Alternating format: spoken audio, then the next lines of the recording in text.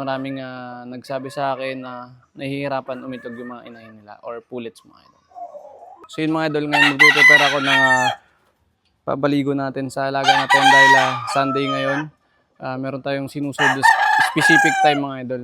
Hindi tayo pwedeng magpaligo anytime. Meron tayo ng vitamins, meron dito El Toro, then Vitamin Pro 357. Dahil di ba pag napapaliguan natin sila, may stress sila.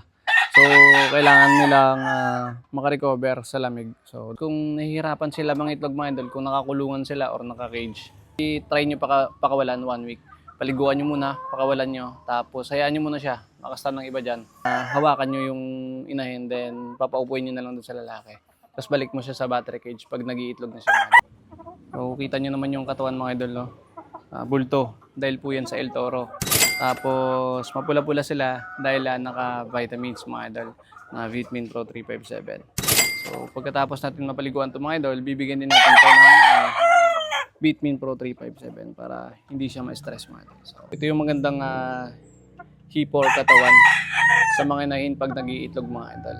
Para sure natin na quality yung mga itlog at safe na healthy mga idol. Kung mahirapan sila mangitlog, hayaan nyo silang gumala muna for 1 week.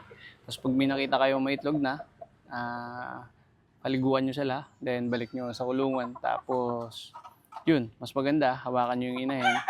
Tapos, tsaka nyo isusubo dun sa mga rodstag nyo mga idol. So yun mga idol, ito na yung last natin na papaliguan, yung JKA Dome mga idol. Lagi nyo tatandaan mga idol, pagdating sa breeding mga idol, huwag nyo kalimutan. El Toro mga idol, o Vitamin Pro 357 mga idol. Siyempre, sa mga inahin naman mga idol, kailangan egg 1,000 mga idol.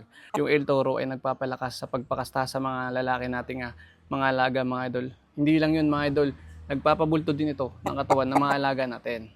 At ito, matutulungan na maging healthy ang alaga nating broadstag or broadcock mga idol.